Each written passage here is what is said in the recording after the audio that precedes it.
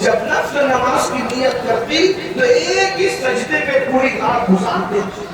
جب صبح قریب آتی تو سیدہ کائنات جلدی سے نماز مکمل کر کے بڑی حسرت کے ساتھ عرض کرتی مولا تو نے رات اتنی چھوٹی بنایا کہ تیرے نبی کی بیٹی کھول کر سجدہ بھی نہ کر سکی. اللہ رات کبھی اتنی طویل کر دے کہ فاطمہ بنت محمد دل کھول کر کے سجدہ کر سکے. وہاں سجدے کے لیے رات چھوٹی پڑتی تھی اور یہاں آج ہماری ماں اور بہنوں کو گناہوں کے لیے رات چھوٹی پڑتی ہے. آج کی بچیاں فیس بک چلا رہی ہے, آج کی بچیاں یوٹیوب پر لگی ہوئی ہے, آج کی بچیاں موبائل کا اسمارٹ موبائل کا استعمال کر رہی ہے اور کیفیت یہ ہے باپ کو احساس بھی نہیں کہ بیٹی کہاں جا رہی ہے, کمرے میں کیا دیکھ رہی ہے. اللہ کو جنگل بچیوں کے راستے پر لے جا رہا ہے. ماں باپ خون کی آنسو رونے کے لیے علماء نے ہمارے کہنا شروع کیا کہ ہمیں لوگ گالی دیتے ہیں تو دیتے ہیں. اگر بیٹی 5 لاکھ کا سیور مانگے تو بیٹی کو 5 لاکھ کا سیور دے دینا. اگر بیٹی 50,000 کا موبائل مانگے تو اس کو 50,000 کا موبائل مت دینا. اس لیے کہ اللہ اکبر جو انٹرنیٹ بچیوں کو الہا تک لے جا رہا ہے, زنا کے اڈوں تک لے جا رہا ہے, باپ کے اڈوں تک لے جا رہا ہے اور بھائی کو بھی فکر نہیں, باپ کو بھی فکر نہیں. حالات کیا ہے, ادھر ماں باپ گناہوں میں ڈوبے ہیں, ادھر بچیاں گناہوں میں ڈوبی ہے. کوئی روکنے والا نہیں, کوئی ٹوکنے والا نہیں.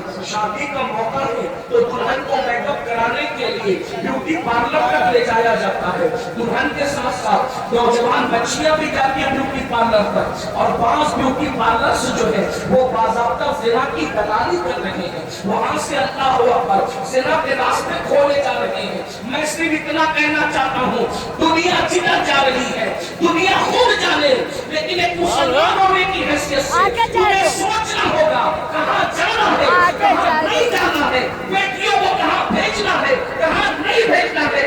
ارے نادانو مجھے بتاؤ, جس مذہب کے ماننے والی بیٹیاں نماز پڑھنے کے لیے مسجد نہیں جا سکتی, ان بیٹیوں کے بیوٹی پارلر جانے کی اجازت کس نے دے دی؟ جس مذہب کے ماننے والی بچیاں عید کی نماز پڑھنے کے لیے عیدگاہ نہیں جا سکتی, ان بچیوں کو اللہ اکبر میک اپ کے لیے بیوٹی پارلر تک نہ محرم کافر فاسق و فاجر کے پاس جانے کے لیے اس نے اجازت دے دی. اللہ اکبر مہندی لگانے کے لیے بیٹیاں مہندی کلبوں میں جا رہی ہیں, میک اپ کے لیے بیوٹی پارلر جا رہی ہے. مجھے بتائیے اللہ اکبر نہ ماں روکنے کو تیار, نہ باپ روکنے کو تیار, نہ بھائی روکنے کو تیار, نہ شوہر روکنے کو تیار.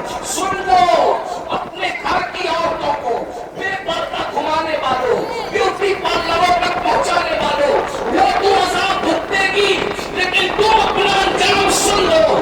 اللہ کے رسول علیہ السلام نے فرمایا شب معراج جب میں جنت میں گیا تو میں نے جنت کے دروازے پر ایک عبارت یہ بھی لکھی دیکھی کہ جنت دیوس پر حرام ہے, حرام. جنت دیوس پر حرام ہے, حرام. جنت کی خوشبو دیوس لوگ سونگ نہیں پائیں گے.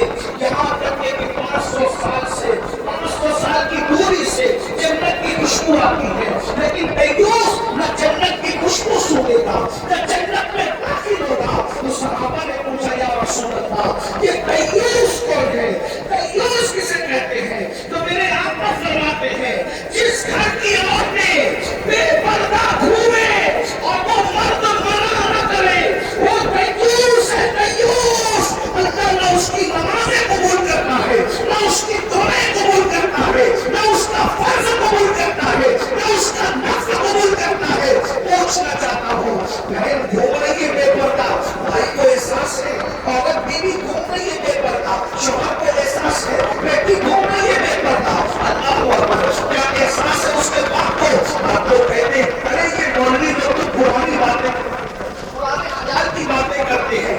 آج تو نیا دور ہے, آج تو جدید دور ہے. کیا ہوا, دنیا جدید دور پر مرے لیکن مسلمان کا حال یہ ہے, ہم کہتے ہیں اگر ترقی کرنا ہے تو لوگ آگے کی طرف جائیں, اور مسلمان کو ترقی کرنا ہے تو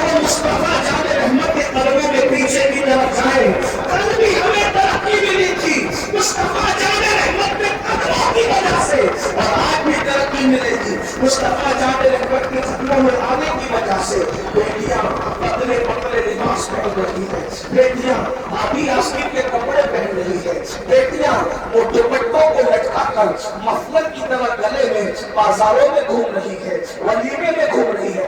شادیوں کا حال اتنا برا ہو گیا ہے مسلمانوں کی، اب تو نکاح پڑھانے جانے کا بھی دل نہیں چاہتا، دل نہیں چاہتا۔ صحیح کہہ رہے ہیں، ایسا نہیں کہ اللہ نے نواز دیا تو کوئی گھمنڈ کی بات کرے، اللہ جانتا ہے دلوں کے حالات کو۔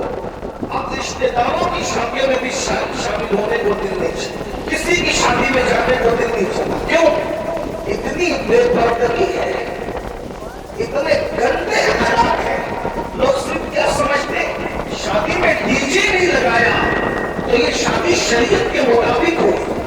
صرف ڈی جے نہ لگانے سے شادی شریعت کے مطابق نہیں ہوتی، شریعت کے کچھ تقاضے اور بھی ہیں۔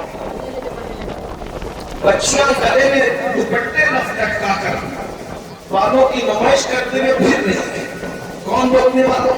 اور اب تو پاکستانی سیریلوں کی دعوت یہ ہے کہ اسٹیج سجایا جاتا ہے، اس پر دولہا بھی ہوتا ہے دلہن بھی ہوتا ہے، دونوں ہوتی ہے، دونوں ایک کرسی پر بیٹھتے ہیں، دونوں کرسی پر بیٹھتے ہیں اور ملنے والے سب محرم نامحرم دونوں سے ہاتھ بھی ملاتے ہیں، اور بعض جگہ بڑے شہروں میں تو ہاتھ سے بڑھ کر گلے بھی ملتے ہیں۔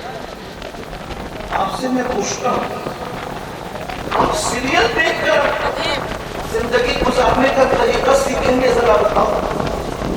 سیریل کا محتاج وہ مذہب ہے جس کے پاس قرآن جیسی زندہ کتاب نہیں ہے، جس کے پاس مصطفیٰ جان رحمت جیسا نسخہ اور اسوہ